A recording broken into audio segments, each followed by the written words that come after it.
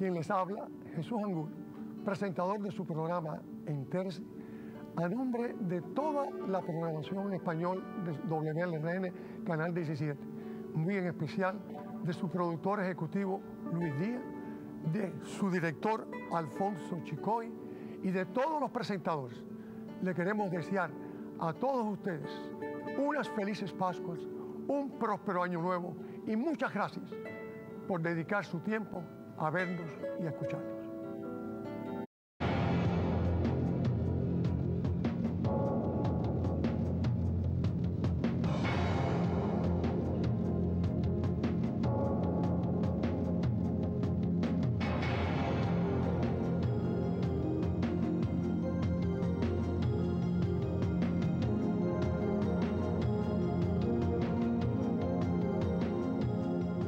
Bienvenidos, queridos televidentes, a su programa Entérese.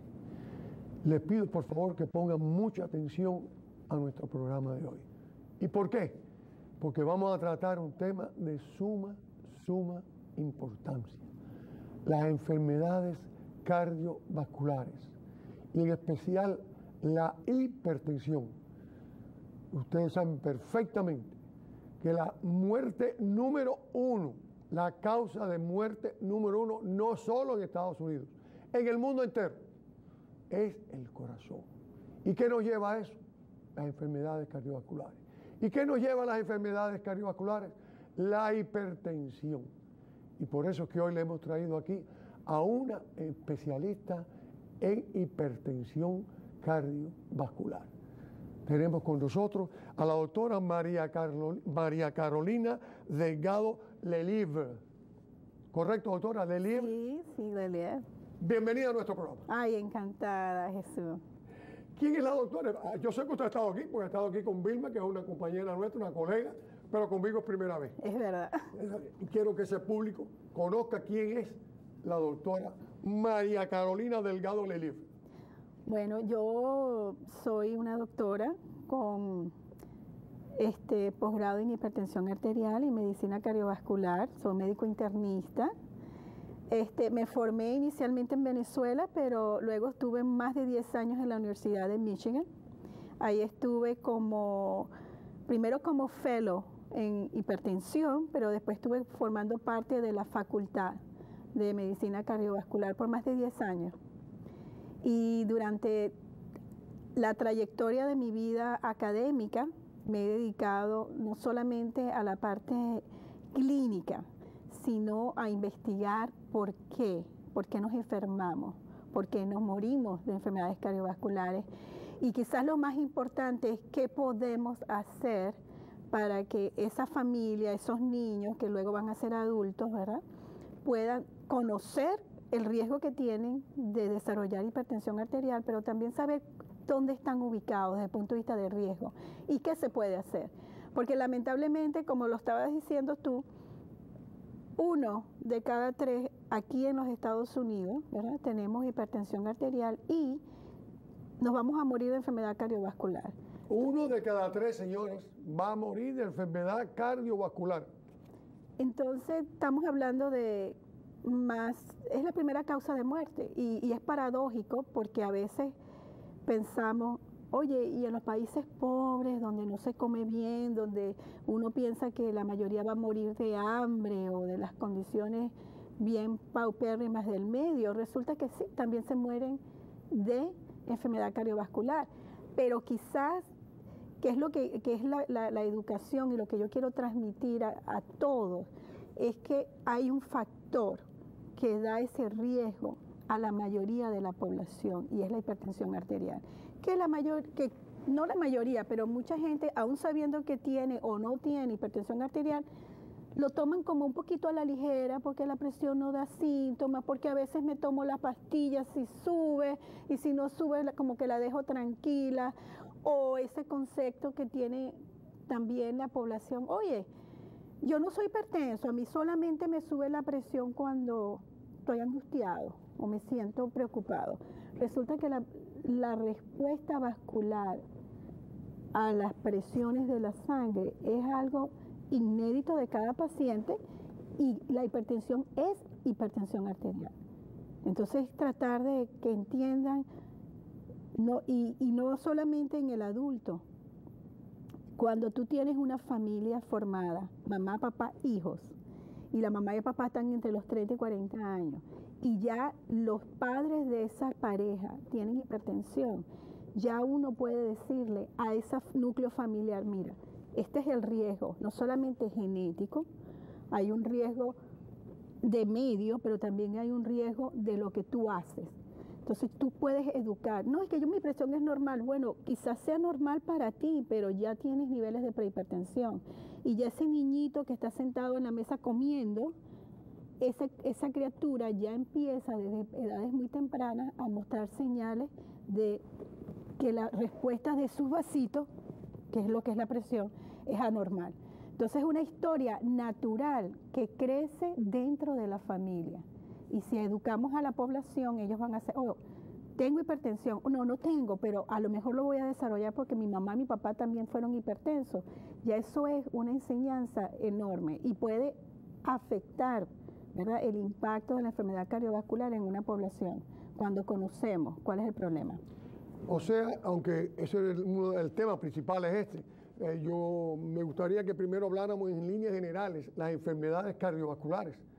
Y después entremos ya de lleno porque ya usted, al ser un especialista en hipertensión, podemos ir a los riesgos, podemos ir al problema hereditario, podemos ir al fenómeno del potasio, podemos ir al fenómeno del endotelio, en fin. Pero primero, en líneas generales, ¿cuáles son las enfermedades cardiovasculares? Ok, generalmente las enfermedades cardiovasculares, como lo dice la palabra, cardio y vasos, ¿ok?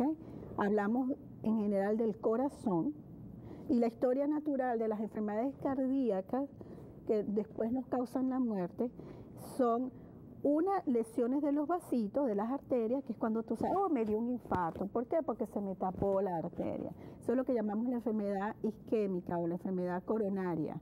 Pero hay otra muy paralela y asociada, que es el músculo cardíaco como tal, que no, en la medida que empieza a recibir estrés a lo largo de la vida de un paciente, y no estrés emocional, estrés vascular, por las presiones. Por eso es que la presión arterial está involucrado en el desarrollo de la enfermedad cardiovascular en general. El estrés de la presión arterial continua afecta la musculatura del corazón, porque el corazón es una bomba.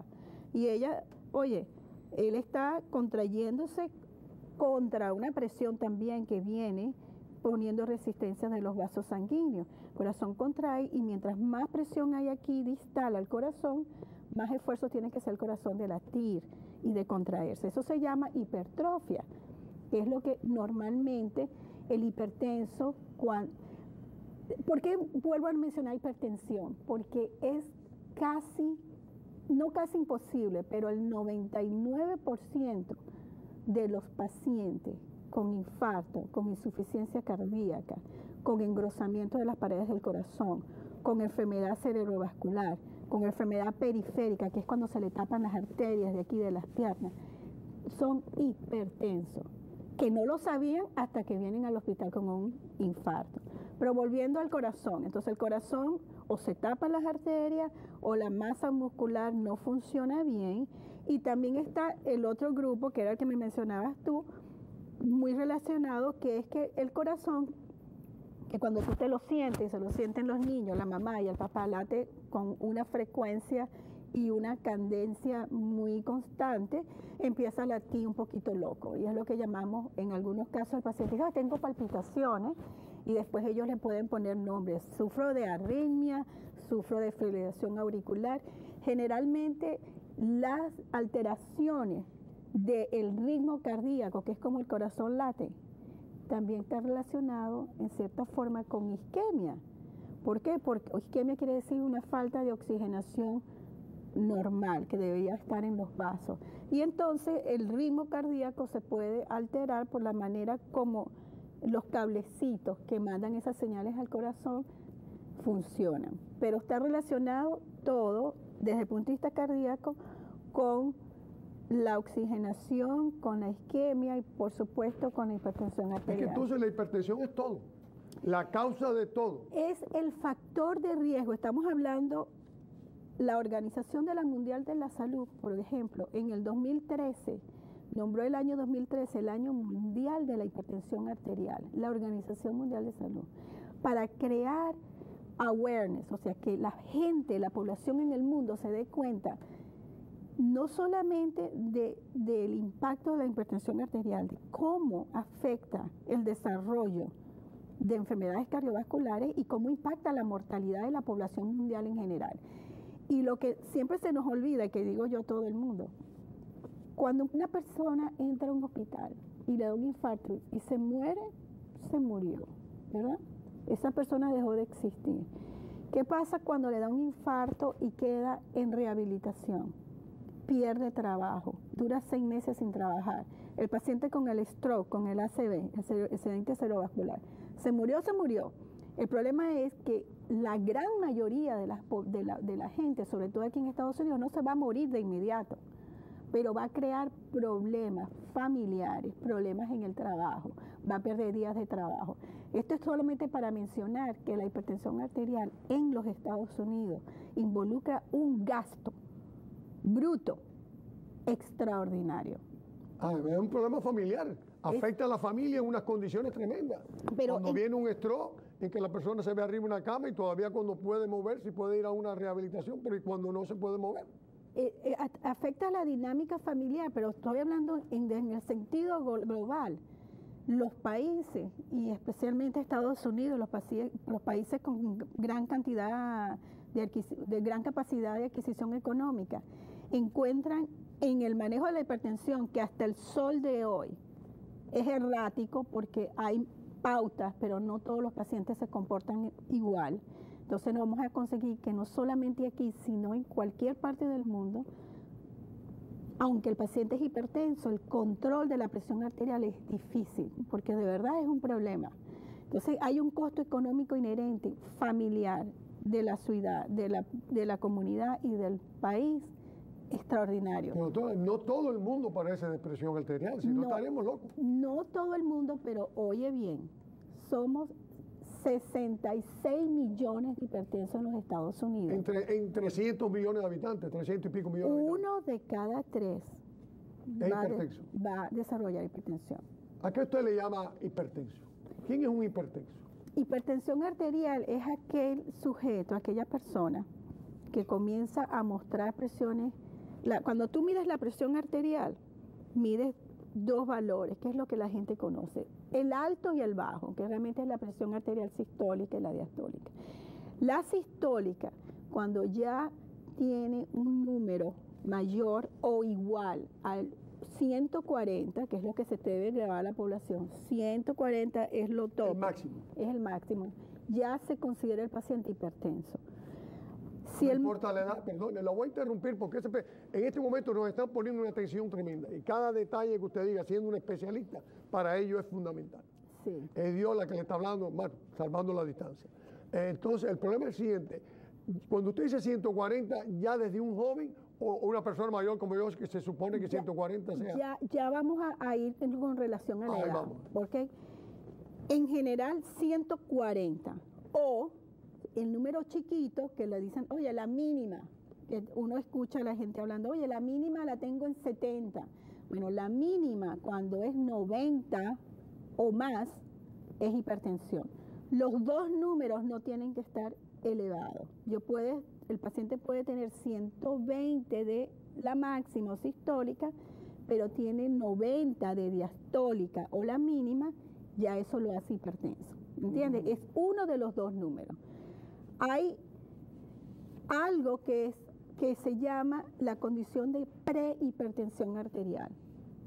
Y eso es ya un poquito más distinto porque abarca la gran población joven, todos los que están por debajo de 40 años hasta los niños, ¿ok? Entonces, y ahí es donde entra un poquito que la gente se impresiona un poco, porque, bueno, yo tengo 12.8, 120.80, 120.82, yo estoy bien. No, no estás bien.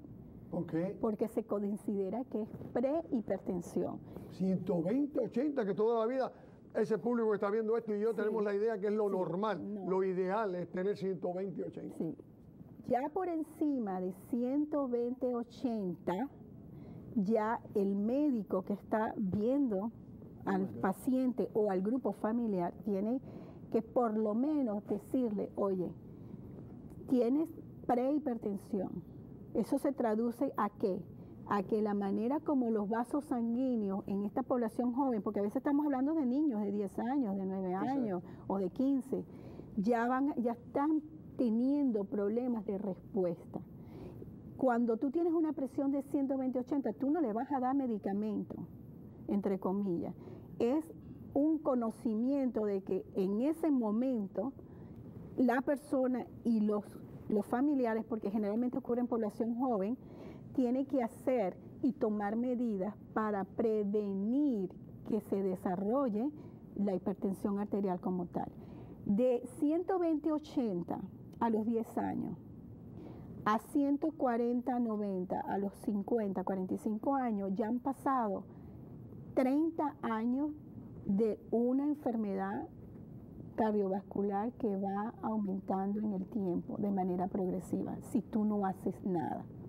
Entonces es la historia natural.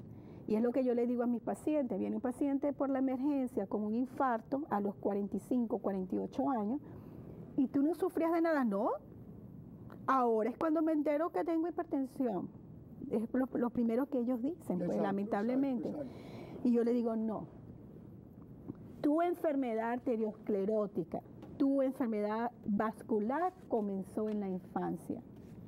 Es ahora, sin haber sido tratado nunca en su vida por hipertensión ni haber hecho ningún... Claro, son pacientes con todos los riesgos cardiovasculares.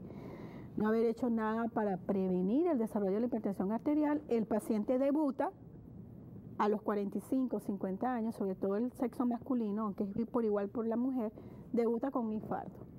Y él piensa, o ella, yo nunca he estado enfermo, yo me enfermé fue ahora. Yo no.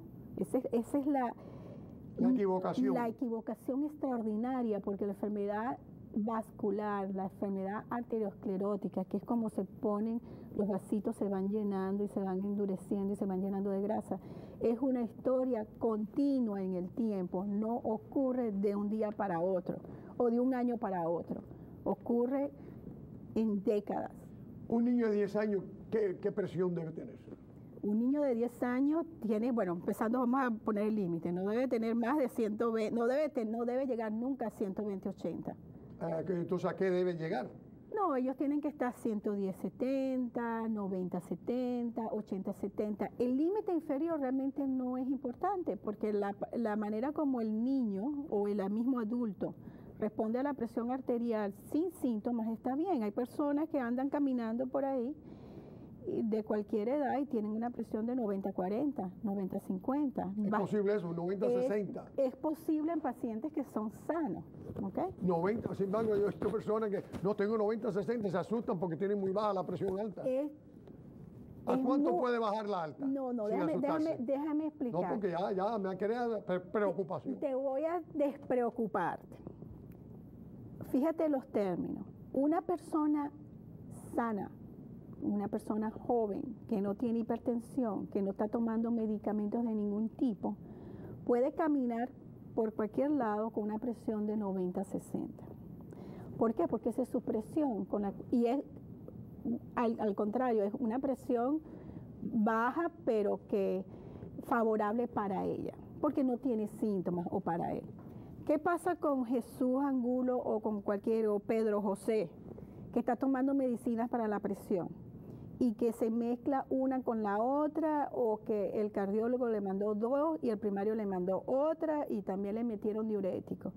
Va a llegar un momento que el paciente, que normalmente maneja 180/90, cuando está descontrolado, cuando le baja la presión a 80/90, 80/60 o 90/60, va a estar sintomático, se va a marear, le va a dar sudoración. Ese es el susto. El susto ocurre... Los cambios violentos. Ocurre cuando la presión arterial baja. Estamos hablando en condiciones de pacientes caminando, ¿right? Que están caminando por ahí. No el paciente que llega a la emergencia con un infarto, ¿no?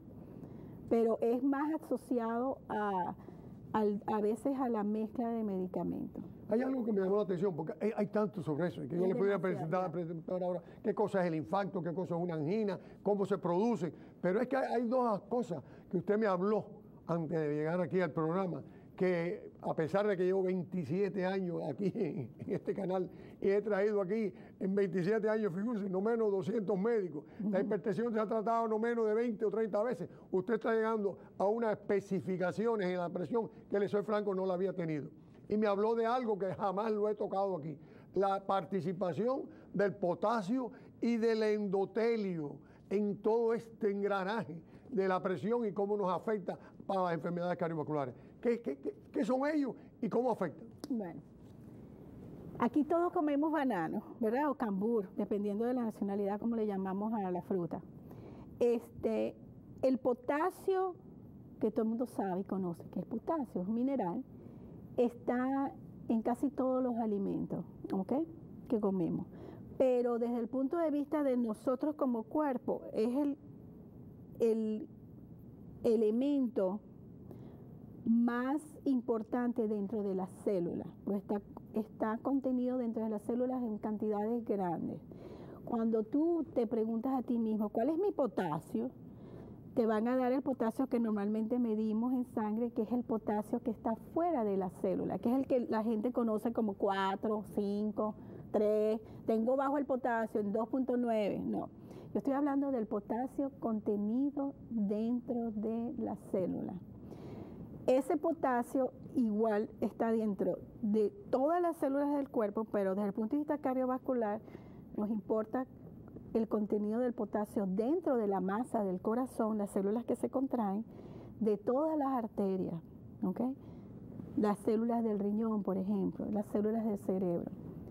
A lo largo de los últimos, diría yo, 50 años, diferentes estudios de todo el mundo, incluyendo estudios que hicimos nosotros, tanto en Venezuela como en la Universidad de Michigan, han demostrado que el potasio dentro de la célula, bajo o por debajo de lo normal, conlleva un riesgo cardiovascular enorme, independiente de lo que tenga el paciente como enfermedad. Te voy a explicar ahora en una forma un poquito... ¿Cómo averiguamos? Estamos diciendo todo eso y el tiempo corre. ¿Y cómo sabemos de ese otro potasio, que no es el que nos sacan de aquí, cuando estamos bien de él o estamos mal de él? Ajá. El potasio... Sí, porque si no estamos hablando de potasio aquí, y yo lo que quiero saber es cuando yo estoy afectado por ese potasio. El potasio... ¿Y cuántos plátanos me tengo que comer? Bueno, primero que el potasio... nosotros, pero nosotros no solamente, sino otro grupo, varios, hemos demostrado que cuando el potasio dentro del glóbulo rojo, ¿sabes? Que el glóbulo rojo es la célula de la sangre que da el color rojo a la sangre, ¿ok? Cuando tú tomas una muestra de sangre por la vena y la centrifugas, tú sacas el plasma y de ahí mides el potasio plasmático, que es el que ya tú conoces, ¿ok? Para medir el potasio en el glóbulo rojo tienes que irte a donde están los glóbulos rojos, que es la parte baja, ¿ok? Y eso se llama el potasio intracelular. Es una de las maneras más sencillas y más fácil de medir el potasio dentro de la célula. ¿Y nos lo dan cuando nos dan los resultados de los análisis? ¿Los dos potasios? No, por supuesto que no. Entonces, ¿cómo sabemos ese que es el más malo? Hay que medirlo, o sea... ¿Hay que pedir que se lo mida? Hay que pedir que se lo mida. ¿Lo tiene que pedir la doctora o lo pide el paciente? Lamentablemente, así como la hipertensión arterial dentro de nuestra misma comunidad médica es un poco tomada, no a la ligera, pero sí, tómate la pastilla y te veo dentro de un año. Todas esas cosas que conocemos como riesgos no están en manos de los primarios o de la mayoría de los cardiólogos. Entonces ellos no saben. O sea, la educación no solamente es para la población en general, que debería de saberlo, pero también para el médico. Entonces es una... Estos son el concepto de que mejorando el potasio intracelular mejoras la respuesta al tratamiento antihipertensivo. Me explico. Este señor sentado aquí que está tomando diurético ya está botando bastante potasio. Va a llegar un momento que va a necesitar muchas medicinas para controlar la presión. Eso se llama resistencia. Cuando tú mejoras el potasio, tú mejoras la capacidad de los vasos a responder a la presión y a los medicamentos. ¿Okay? Disminuye el riesgo de stroke. Disminuye el riesgo de muerte súbita, pero no porque sea un factor de riesgo, es simplemente que el potasio dentro de la célula afecta las funciones de la célula en sí, las funciones normales. Entonces, lamentablemente, el método para medir el potasio intracelular, específicamente en el glóbulo rojo, no lo manejan muchos médicos y no lo manejan muchos laboratorios, pero está disponible. Sin embargo, es de conocimiento mundial. Y por eso que la American Heart, que la Organización Mundial la Organización Americana de Cardiología, ustedes lo ven en las propagandas que hacen, comen potasio, que la naranja, que el cambur, todo esto porque saben que el riesgo está asociado y mejorando el contenido de potasio mejora mejora el riesgo, ¿ok? Y mejora la función dedicada de los órganos en sí. Doctora, 3 minutos nos faltan, y fíjate lo que nos falta. Se nos ha ido rápido. Yo quiero que ese televidente sepa que ahora cuando él hable con su médico, le pida que no solo quiere conocer este potasio normal que siempre conocemos, sino el potasio intracelular, que por favor, de acuerdo con lo escuchado a usted o lo escuchó por mi programa o lo que quiera, es importantísimo para evitar eso, estrés y todo lo demás. Y ahora resulta ser que en menos de 2 minutos, que dígame algo del endotelio este. Bueno, rapidito, ¿cómo me explico? El endotelio es una célula fascinante. Así como todos conocen qué es el glóbulo rojo, que es la que agarra el oxígeno y lo transmite, por eso que sin sangre nos morimos, ¿verdad? O si dejamos de respirar también morimos. El endotelio es una capa de células que cubre todos los vasos sanguíneos en el cuerpo. Si tú te trancas este dedito y te lo aprietas fuerte y no dejas que circule sangre, ¿qué pasa con el dedo? El dedo se muere y se pone negro. Eso quiere decir que necesitamos oxígeno y necesitamos sangre. El endotelio es simplemente, yo les digo, no sé, te voy a usar la palabra cabala, pero no, como un guardia que está en el vaso sanguíneo esperando que pase el glóbulo rojo para atrapar el oxígeno y dejarlo pasar, pero con eso también pasan otras sustancias, ¿ok? Y hay intercambio de potasio también. O sea, es vital también para todo esto, importantísimo. Hay que saber del endotelio lo más posible. ¿Pero por qué? Porque todo lo que tú hagas, fumar, hay mucho trago, todos los factores de riesgo, la obesidad, el potasio bajo, los problemas genéticos, todo eso al final daña la célula endotelial, que es ese guardia que está protegiendo y tratando de que se oxigene todo como debe ser. ¿Qué pasa? Que ahí ese endotelio está en tu corazón, está en tu presión arterial, está en tu riñón y está en el cerebro. Señores, esto así no puede ser. Yo les prometo a ustedes que en el mes de enero la doctora vuelve otra vez porque aquí nos hemos quedado sin saber casi nada. A pesar de eso, recuerde, 120/80 no es suficiente para decir que estoy perfecto. Exacto. Cuando pasa de 140, señores, estamos mal y hay que preocuparse más. Y preocuparse por ese potasio intracelular. Exactamente. Y preocuparse por el endotelio. Y sin más, doctora, muchísimas gracias. Hemos aprendido muchísimo hoy. Y mis queridos televidentes, hasta el próximo domingo. O no, aquí no voy a estar el próximo domingo, porque tenemos ya arriba las Pascuas y no vamos a tener programa. Así que reciban todos ustedes de su programa Entérese, de la programación en español, de la doctora, de todo el mundo, las más felices Pascuas y un próspero año nuevo. Hasta la próxima. Jesús Angus.